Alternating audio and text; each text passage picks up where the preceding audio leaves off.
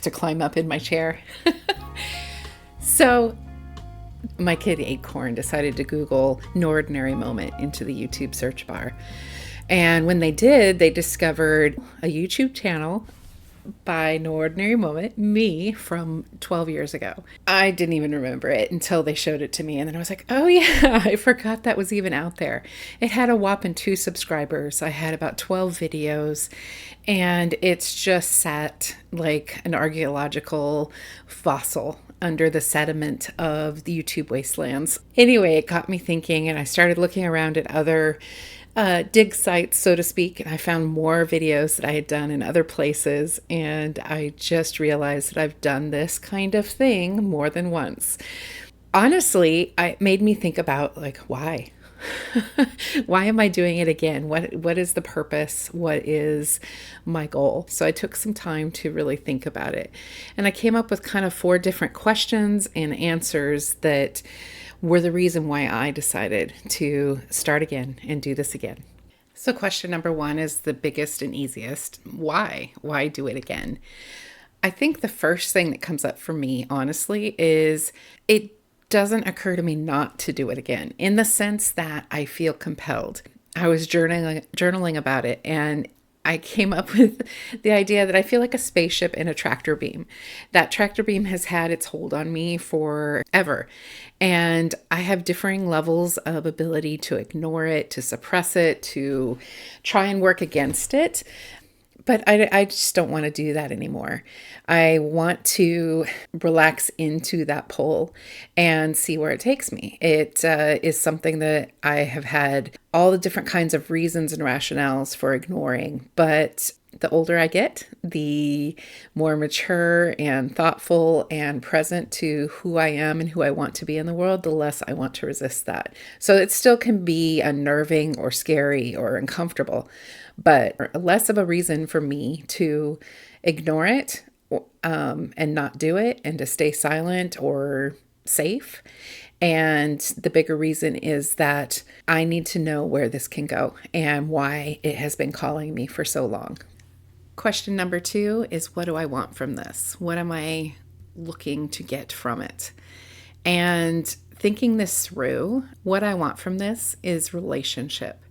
And I've titled myself or called myself an intuitive artist. And the reason I have called myself that at different points is because when I paint, there is an internal conversation happening. Sometimes it is literally thoughts and sentences and verbal interactions going on in my head. Other times it's emotional, it's with outward, like I'm just following the paint, the color, my brushes, how things are moving on the canvas, those types of things. And it is a relational conversation. And just like a conversation I might have with you, I don't always know where it's going to go. I might have a guess. I might want to influence it. I might want to direct it. But part of my creative process is that relationship between my idea and what's going on in my head as I start to think about how to create that and have it have life and presence in the world. So there's that part of the relationship that I want from doing this kind of work.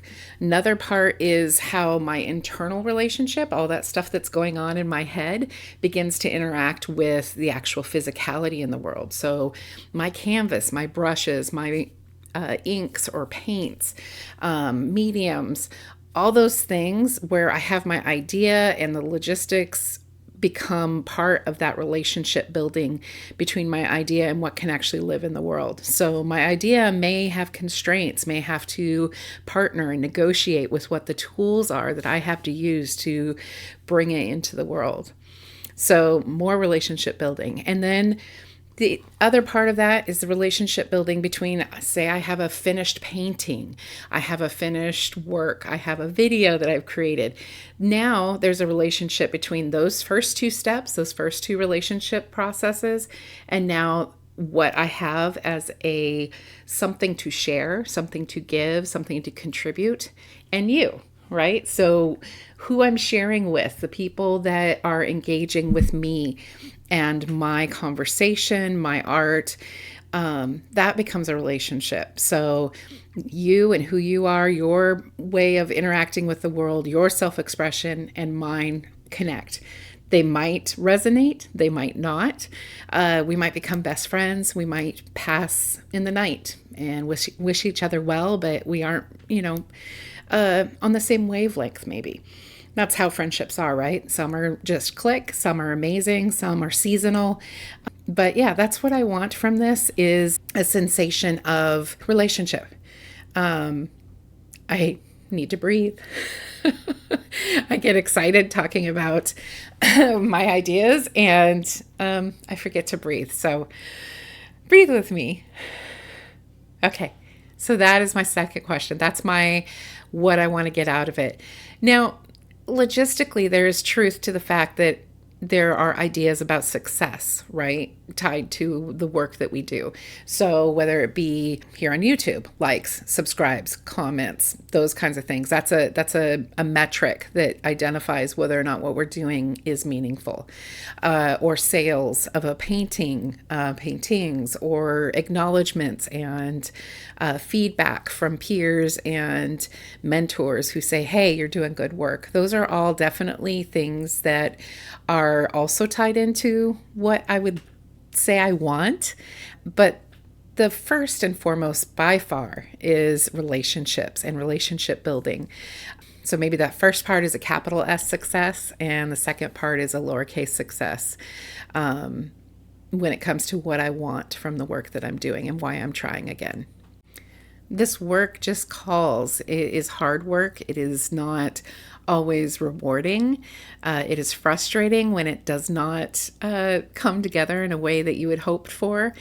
And I think one of the things about being an artist, I'm sure I've talked about this before, is that we always feel what Ira Glass called it, like the gap, right? There's always this knowing, this intimate, frustrating knowing of what you envisioned, what the idea is in your head, and what it is when it lands, and how you share it. And certainly in sharing these videos, I feel that gap massively.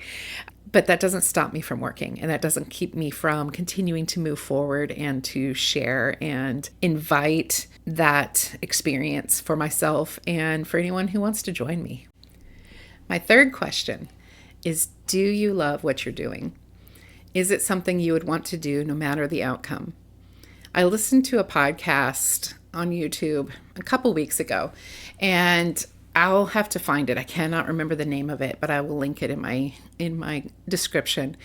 But the host mentioned that one of the things he found with his work, so he hosts a podcast talking about creativity, about how artists do what they do. And he said, this is something that I would do regardless of whether or not I had this podcast. I'm just fascinated by what motivates people, what has them put together things the way they do, or to feel the need to create. I would be doing this, pursuing this, asking these questions regardless of whether or not I was doing it in this podcast format.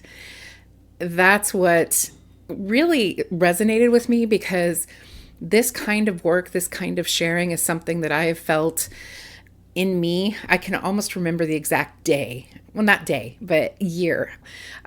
Somebody had given me the idea of journaling, and it was my first time. And there was something in that process when I stopped in my teenage bedroom to write, and I thought, something is here. Something in me is responding to this, and it is a creative process. And do I want a private journal? Yes. But do I have things that I want to share, contribute, and maybe help others and invite others into? There was that too. And it was very undefined. I was not sure what it was, but it's been with me since that day. My fourth question is a big one, and that's, what's the cost of not trying again?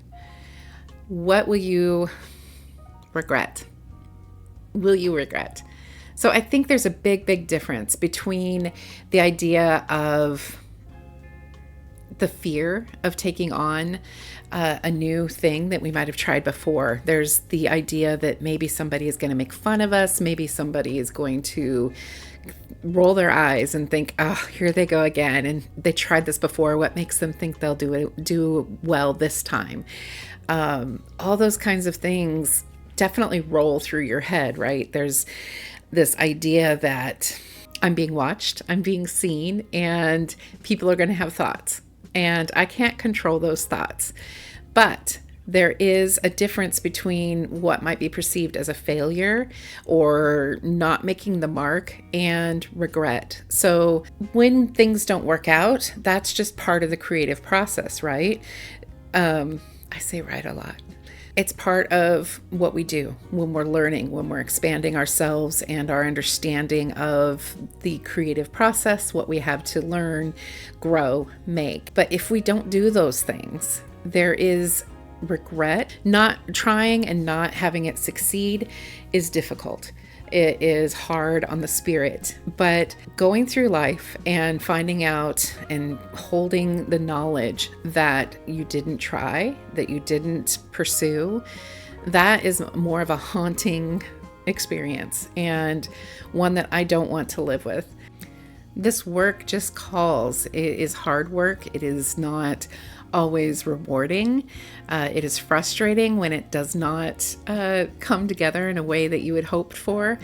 And I think one of the things about being an artist, I'm sure I've talked about this before, is that we always feel what Ira Glass called it, like the gap, right? There's always this knowing, this intimate, frustrating knowing of what you envisioned, what the idea is in your head, and what it is when it lands and how you share it. And certainly in sharing these videos, I feel that gap massively. But that doesn't stop me from working, and that doesn't keep me from continuing to move forward and to share and invite that experience for myself and for anyone who wants to join me. So to take this back to why I'm doing this again, is each of these attempts are new. They're not a repeat. It's not a rehash. So I am a new person today on, what day is it? Thursday, June 4th. And who I am today is going to be different than who I am tomorrow. So what I bring to the creative conversation, to my work, to our conversations, whether it be here on the videos or in a private message, a phone conversation, etc., that's going to be different from day to day because our experiences, our knowing, our understanding, even our moods will change. And so that creative work is always fresh. It's always new and always has infinite possibility to surprise us and each other.